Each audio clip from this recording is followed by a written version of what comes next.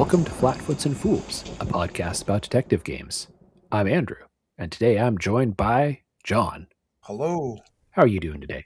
I'm doing all right. Back to getting in the swing of things. It's our first recording of 2026. Yeah, we've been off for the holidays, letting our backlog fill in for us. Playing some games, of course, but not recording anything. Trying to hit that 2.5 games a month. Yeah, I managed to pull it off, but with shorter games. Yeah, I've been cheating too. I was trying to stay a little more current.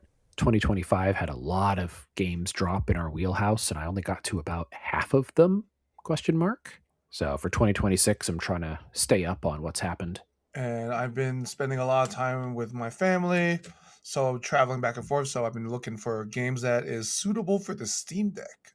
Ooh, yeah. So look forward for that in the future. Yeah, I haven't been doing as much traveling, and we stuck around for our little cat. We didn't want to leave her yet for a proper vacation.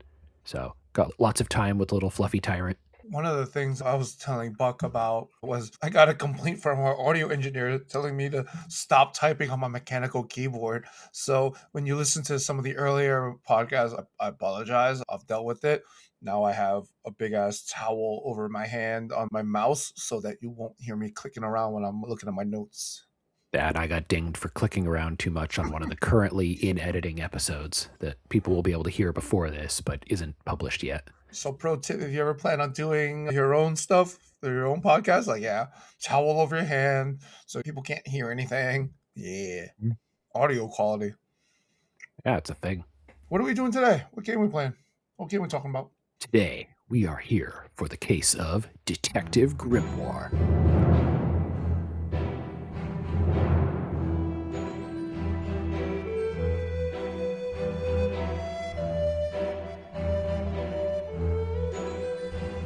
Coming to us from SFB Games out of the dark swamps of 2014. Yeah, this is an oldie. Is it 2014? Not 2024, 2014. Yeah, you're right. I didn't realize that. Yeah, little disambiguation on this one. This is the Steam game Detective Grimoire with the subheading The Secret of the Swamp. Now, I have to say this because these same developers, SFB, made a Flash game with the name Detective Grimoire back in 2009, question mark. We will probably eventually mention it. They described it as more of an Ace Attorney fan game, so also in our wheelhouse, but it's been described as non-canon other than some passing remarks in this game. I remember going on to a Discord somewhere and asking like, oh yeah, what about Detective Grimoire? And then somebody asks which one, and I was just stunned. I was like, wait, what? What do you mean which one? There's only one. And they're like, no, there's two. Well, actually, yes, I got well actually. And they were correct. I did not do my homework on this game. I just played it and had a good time. Well, that's what we're here for. That's why I'm the fool. So this is the first of a series now. The second game comes out in 2019. It's called Tangle Tower. It's sort of a longer, fuller version, very similar, but I would say they had more resources to develop it. And then they stopped and did some other stuff for a little while, and they've been working recently on The Mermaid Mask, which is due out this year, being 2026. I don't know when during the year, just this year. So, how would you describe this game? Now that you've told me what year it's made, it makes a lot more sense to me. I want to say a simple adventure, but that doesn't capture the full flavor of what I mean by that. So, straight to the point, like, I enjoyed it. I had a good time, but it was easy. And I mean that in a kind way. Like, it's something that I would love to introduce my nieces and nephews to. It's a good big primer for the world of detective games. I want to say it holds your hands, but it kind of doesn't. Like, it has one of the best hint and help systems I've experienced in the year that we've been doing this. Straight up. It was a lovely game to play. Yeah. So from a very, very high level, you could say it's a point and click adventure Yes. with an additional deduction system that pops up during specific conversations. But that's a very like one sentence overview that loses all the nuance. Yeah, point and click adventure is where I grew up playing, like Space Quest, King's Quest, even like Putt Putt's Adventure. This is very reminiscent of that. Yeah. So, yeah. Because like you do some of the usual point and click adventure stuff. You move from scene to scene, you pick up objects, you occasionally use them. Not a lot of no, actually, you don't really use objects from your inventory. Yeah. Yeah, once you've picked up an object, you can sometimes go through a door. For example, like you need a key, then you can go through the door. but it's all very logical. You talk to a whole cast of characters, and you can ask them about anything you found or about any of the other characters. And occasionally during the conversations, you get, I call it a deduction wheel challenge, where Yeah. it gives you 8 nouns up above, and then you've got 4 slots that'll make a phrase. And it's usually like noun kind of verb. It'd be like, this did that because this does that. And you've got to pick in those verbs. It's usually got, I don't know, 4 or 5 different options. And then you slot the nouns in where you want to go. And so it's really hard to brute force because someone did the math on it. There's something like 8,000 potential combinations. Wait, I want to add one thing to that. Did you Yeah. notice that it also, and I have in my notes is like when you get something wrong, it changes the location of where the option is the next time around. So you can't just keep blindly clicking. Like it forces you to read. And in my notes, I wrote, they really want you to read, and reading is hard. Ah, I did not notice that. I'm not gonna Um, lie, I tried to brute force some things. Yeah, and the audio feedback you get gives you hints on how close you are. So sometimes if you've got 3 out of 4, it'll be like, "Ooh, that's really close, but not quite." Oh yeah. They've got that. Each person's got a challenge, and so once you've discovered enough about them, you can challenge them on something and try to pick apart their story. Like they'll say, "Oh, I was doing this." And then you've got 3 options to challenge them with, and if you do that correctly 3-ish times, they'll give you more information. And so, yeah, each person is trying to hide something Aren't we all? possibly related to your mystery. Yeah.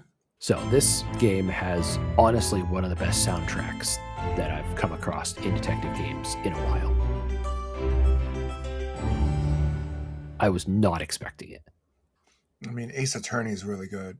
Yeah, so Ace Attorney is really good. It's some of the best voice acting. So the voice acting is really good. Even just the music. Like when I started it up, I was like, oh, I remember this music now. This is way better than I expected. Because it's a pretty overall low budget game. I want to say it was like two brothers did all of the art and programming. When you load up the game, it tells you to wear headphones. Apparently, that is the very first bullet point I have in my notes. Hmm. It says to wear headphones. Oh, yeah. It's worth it for that. Like you want to be able to hear what's going on. It's fun, it's atmospheric.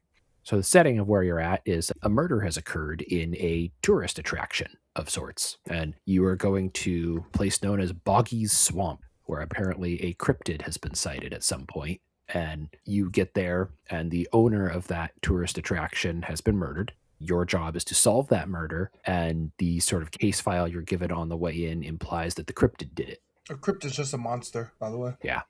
So Boggy the swamp monster. And so you are going in and trying to figure out if this is actually what happened and talking to everyone, finding all the evidence laying around.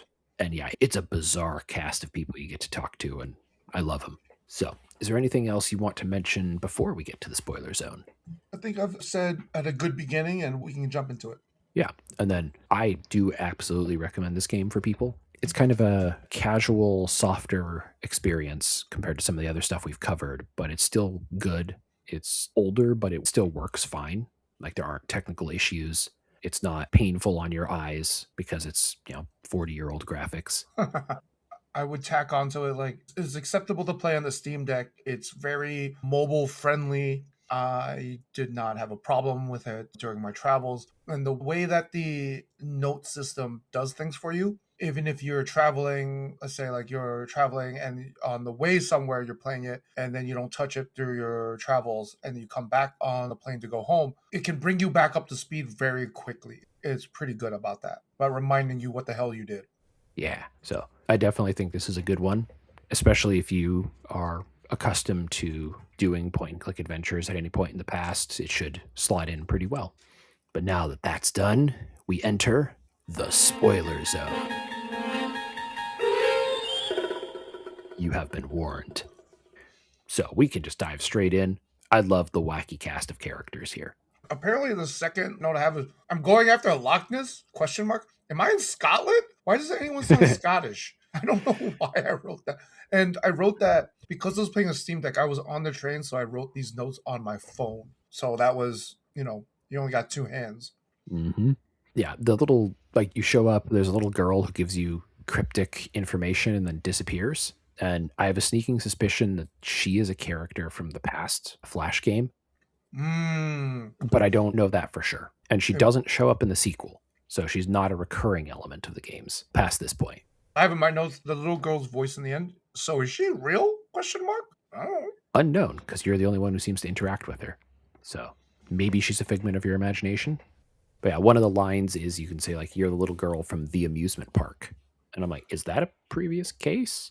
It might be. I mean, I like stories with characters that have history, right? Like Hmm. history that we don't know about. So that's fine. Yeah, and that shows up quite a bit throughout this series. So you get to Boggy Swamp, you start interviewing people. There's a man doing a protest there. He doesn't want anyone to bother the swamp creature. Echo. Yep. You've got a very, very pretentious film director who is going to be shooting a film here in the reasonably near future, and his chief cameraman. And they're obviously up to something. There's an absolute nerd named Agent Folder. Well, that's what he calls himself, hanging out in the museum, researching the real history of the creature versus the pop culture history of it that a lot of other people know. There's possibly a witch living in a tree house, literally a house in a tree, although she seems to be into chemistry, and whether or not what she's got is a cauldron is debatable. She has a There, big ass fire there too. In a Mhm. tree. She figured out how to make it work. Maybe it's magic. There's the kind of probably Eastern European or Russian cook at the restaurant who's an old friend of the owner, the one who was shot. There's Sally, we call her the disinterested teen running the merch shop. Richard Remington was not shot, by the way. Oh, yeah. I was just thinking about the gun because there was Chekhov's gun? Yeah. mhm, talking to all these characters. They're telling you stuff. You discover pretty quickly that the theme park itself doesn't seem to have been making much money, and it was probably set up for another reason. Richard Remington appears to have been an avid hunter and was probably here to hunt Boggy instead of make a theme park around him. I mean, there's the levels of conspiracy here, right? Like, my third bullet point is first deductive thing, colon. This tourist place is a swamp. This makes no sense. And in retrospect, I'm really happy I called it so early that, like, something's wrong here. But I mean, it is a game, but still, why would you do that? And I felt vindicated later at that Buck is about to explain to you. Yeah, so you start digging in, and eventually you find around the crime scene that Richard is part of a society, I guess, a secret club of cryptid hunters or big game hunters generally. And he decided hunting Boggy was his mission and was doing that. And then eventually the area was turned into a nature preserve, which would have banned hunting. And so he sets up Boggy's Bog, the tourist attraction, so that he could still hang out there and do the hunting off the books. But within the rules, sort of. Sorry, what? That he can like be there still in the swamp but within the rules, and that was I'm trying to figure out if was I surprised about that. Yeah, because some other characters mentioned that some people have less respect for the law. So Mm. I think that's the part where he was still going to be doing the hunting, but at least it made it so that, he could be there a lot more easily. One of my other notes is, yo, people are way too chill about being a suspect. Every character's like, oh, are you here to look for the murder? Like, am I a suspect? Oh, okay, here's what I've been doing. They've each got their own agenda. And I guess all the people who aren't committing any major crimes just kind of don't care. Which is unrealistic, but I get it. Yeah, and most of the stuff they're trying to hide secrets about isn't really illegal. I mean, I guess one guy's kind of breaking and entering, but even then, not that much. As you find out later, that museum was built elsewhere and moved to the swamp. So it might not have even been part of the tourist attraction. So the guy who keeps sneaking in there to do research, maybe he wasn't actually committing any crimes? Question mark. Yeah, and a big part of this mystery comes down to one guy captures what is described as the ideal cryptid photo. It's kind of fuzzy, it's dark, you can't really see very well what's going on, and it looks like it's Boggy the swamp critter. But as the researcher points out, it doesn't line up with the historical record. It looks more like the cartoon that was made about the critter, not the critter itself. And you start finding pieces of a costume scattered all over the camp or all over the tourist attraction. There's some minor little puzzles you have to do to kind of unlock them. Yeah, you end up finding most of the pieces of a Boggy costume and realizing that whoever did the killing probably wasn't the creature itself. Yeah, you're looking for the head, shoulders, knees and toes. Mm-hmm. And flippers. The first time I played through, I had a hell of a time finding the flippers. How many times you played this game? Twice. Really? Yeah, I did it once a while ago, and then I played through it again last night. Yeah, just to bring it into focus in my brain. Mm. Did you end up having trouble finding the flippers, or was that just me being dumb? So now we're going to talk about the hint system. Yes. So, as I was saying, the hint system in this game is probably the best that any game I've played because it kind of roasts you. It'll give you various things like very general, and so it'll give you like four hints. You click once, I need a hint. It'll give you a very general thing of where you should be, and then it'll give you a second time a more focused one, and more focused one, and then the fourth time is like, all right, you sure you really want this? Because I'm about to tell you what the answer is. So Ah, it kind of roasts you on that. This is actually the first time I've used a hint system in a game. Did you use the hint system at all? I did not use that formal system. There was a thing you could turn on and off in the settings, like a Mm. highlighted spot, but I never really figured out what it was trying to do with that, so I'm not sure if I actually engaged with it. I think that if I played before we started doing this, as in like machismo and everything, I'm like, I'm gonna figure this all myself. I don't need any help. Like when I do escape rooms with my friends, we're trying really hard never to hit that hint button. But I'm really glad I did in this game because the flavor of the hints are funny. It kind of roasts you because I was playing it when I was either on the train or at my sister's playing with my nibblings, so like late at night, like I'm just trying to clock in my time. So like I'm tired, I'm sleepy. Also, because I wasn't at a computer, so asking for a hint was faster. Like I couldn't look up YouTube or whatever and cheat or Oh, whatever. yeah. But the hint system was really surprisingly good, and I'm very glad that I experienced it. I will have to try that out on the next one. Because, yeah, I should always try to use the hint systems. I normally try not to when I'm playing, but I should actually explore how the systems work. And that's the thing, right? Like, it's a point of pride to play a lot of these games and think that I can figure it out. It's a deductive game. And let's face it, you and I have played a lot of these games where you could see the tropes, you can see where the story's kind of headed just from setting and vibe and the character placements and stuff. Like, you can see a lot of these things. I'm not going to lie. I never used the suspect system. I honestly didn't know it was there Oh, until same. the very end when like you have to close the game. So in the very last minutes did I know the suspect system was there. And the game I don't think did a great job of the suspect system. So both the suspect system and the hint system could have been easily missed. And I hope that that's something that will be addressed in the second game when we play it. You've played it before, so I don't know. Don't spoil it for me. I love going into these games completely blind. I totally missed the suspect system as well. Like, I Yeah. forgot that you're supposed to learn up to 8 facts about a person, and you're supposed to go through and decide if each fact makes them more suspicious or not for the murder.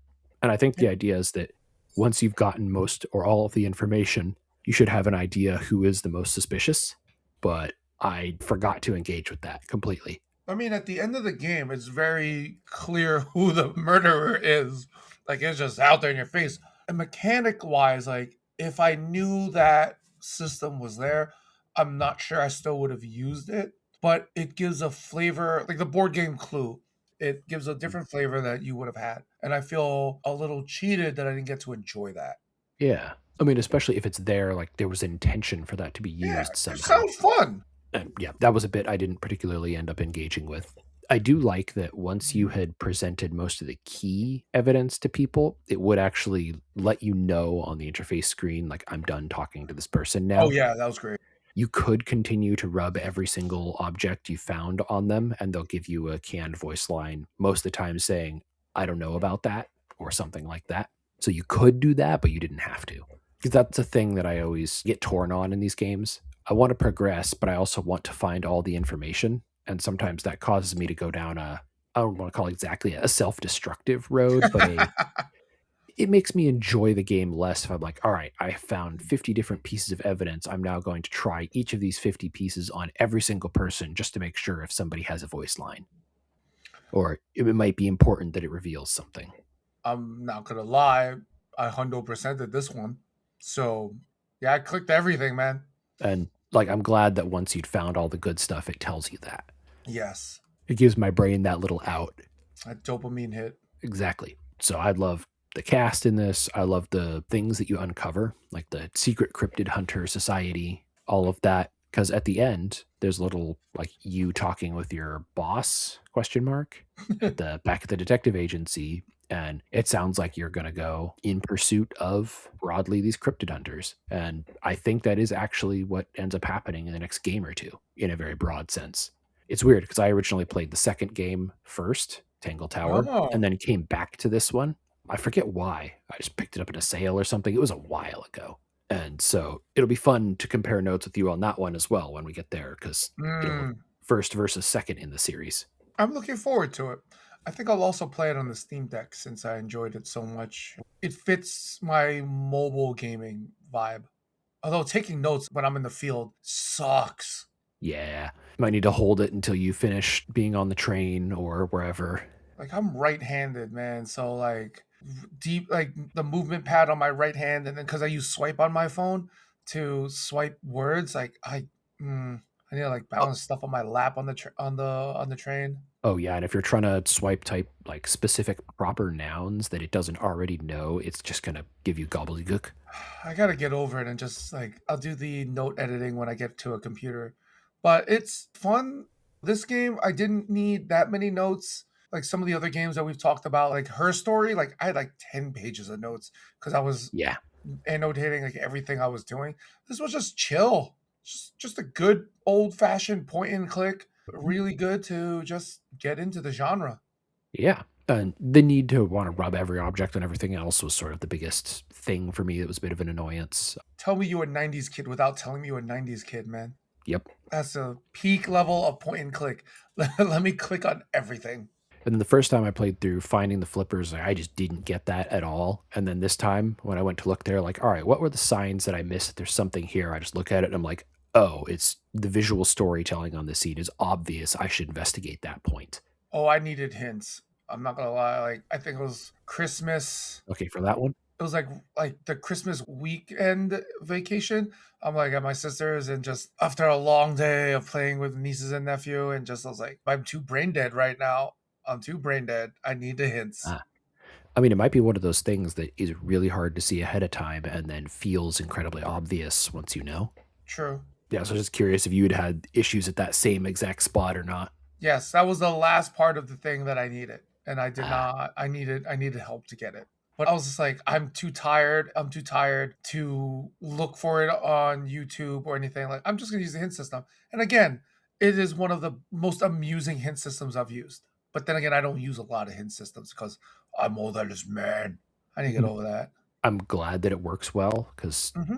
I had a discussion recently over whether or not hint systems, like, are they good? Are they bad? Do they take you out of it? Would it be better for people to try to look stuff up online and build a community that way? And most people ended up agreeing that a good hint system is the best option to have because the people who will want that, it will help them a lot and they won't get Yes, taken out of the game. yes, And the people who aren't ever going to engage with it, well, they're still not going to engage with it, but there was no helping them. They were going to look it up online anyway. yes. As somebody who does escape rooms with friends every month or every other month, like, yes, I agree. Sometimes we tell the escape room employees, like, we told them, like, we're not going to use any hints. Now we're like, if we look like we need hints, like, you might want to say something like, just a little hint. Like, don't give us the answer. Like, just be like, hey, you should stop looking at that. And that doesn't feel like cheating. Because these are puzzle boxes. There is an answer. It's why I like doing detective games as opposed to like real life true crime things because these have answers. Yeah. And most of the time, they're built fairly well that you can find the threads that lead you there. Speaking of threads, like one of the things I want to start thinking about when we do these things is like, what is the theme of the game? Like this originally, when I was playing this game, I was thinking, is the theme going to be environmentalism? And then it became a big game hunters thing. And I'm still thinking about what is the overarching story of this game? I'm not actually sure 'cause some of my views on it are colored by having played the next game already. Ah, so you have the Richard Remington, the victim, and he's a cryptid hunter, and everybody else is trying to make money off of the cryptid. So the main suspects are they in it for environmentalism? Is it trying to be deeper than anything else? I'm not aware that it's got a much deeper message. I mean, it's possible. Did you feel there was a message? That's what I'm saying. Or am I thinking too deep into this? This one I think is more of a setup for a larger story as opposed to a larger story itself. Fair. Like I took it originally as a game for fun, point and click, classic adventure. Maybe I'm taking too deep in it. Maybe not. Like there is a theme there of maybe don't mess with the things that want to be left alone. I look forward to seeing the next game.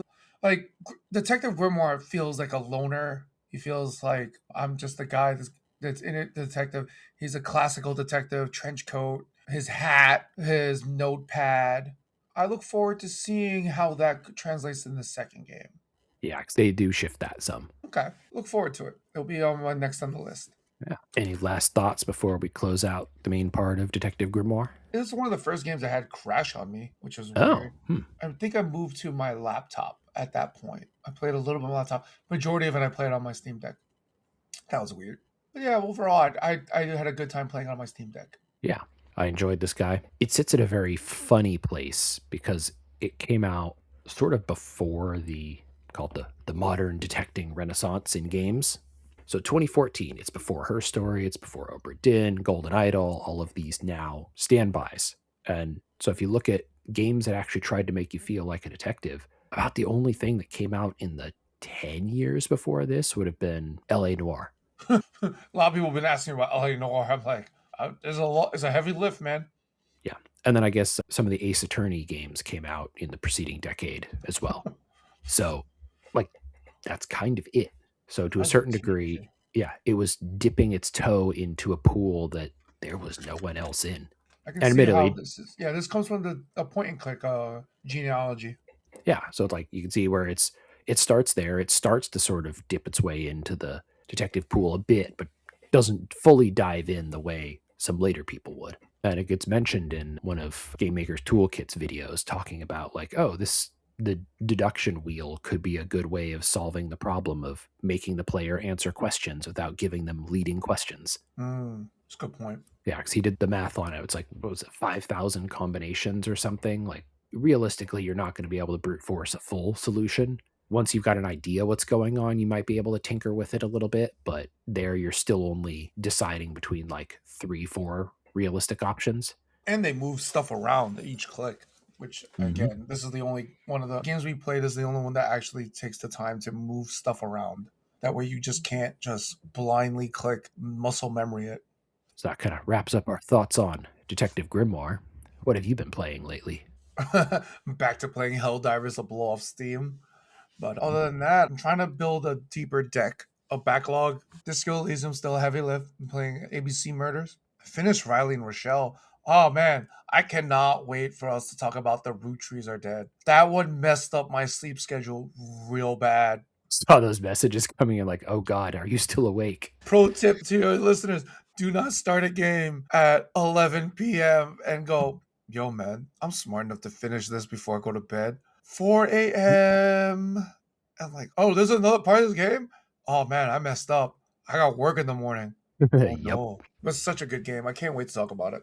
Yeah. I mean, we're going to record on that one next week. Oh shit, that's the next one? Yeah. I mean, unless we want to rearrange the schedule, but Ah, details. that's fine. That's fine. Yeah. I just finished TR 49, which is the new game from Inkle, the people who did Heaven's Vault and Overboard. Overboard was fun. I played that. That's a short one though. We'll have to bundle that up with something else. Yeah. And TR 49 is not super long either. It's, I want to say, a 5-ish hour game, depending on your play speed, of course. And it's only like $7 or something, 8. I forget what the price is exactly, but it's less than $10. So it was very Fair. much meant to be a 1 or 2 session game for a pretty reasonable price. Our next episode that's coming out is Her Story.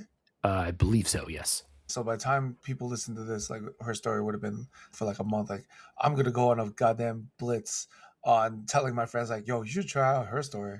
The game was fascinating. Yeah, this might end up being about 2 months after, That's true. because we've got Justice for All in the meantime. Oh yeah, it's a, Two-parter. no, I laughed because I had a panic attack going, wait, I have to replay that? That game's so long. Nope. I mean, you'll have to replay Trials and Tribulations soon, but I know that's on the long term one. It says 22 hours on that bad boy. yep, Oh my god, I could be a can't. 22-hour game. That's a flight to the other side of the world, man. And back. Yep, because those guys are long. Yeah, if any of our listeners want to give us suggestions on what games to focus on and everything other than Disco Elysium, it helps me figure out what I need to play. Otherwise, I'm going to play a mix of sub 6 hours and maybe like one 12-hour plus game at the same time. Those are usually what I try to do. Yeah, that's a good formula. I'm playing ABC Murders now. I'm going to do Tangle Tower after, since we did this recording. Tangle Tower is going to be significantly longer than this one, It's but like 6 hours or something. But I yeah, have it tagged as that one I'm going to play in the Steam Deck, so I'm going to play that one on the go. that's a perfect solution for it. Mm-hmm. And so you can find us on the internet at Blue Sky at Flatfoots and Fools, one word. You can come and join our Discord if you want to talk about any detective games, and I'll properly have the link in the show notes. Podcast is edited by Peter Crevier. Thanks, Peter. Podcast art is by Lolita Gross, and music is by Antonic Music. Have a good day, everyone. Or good evening for me, because we're different time zones.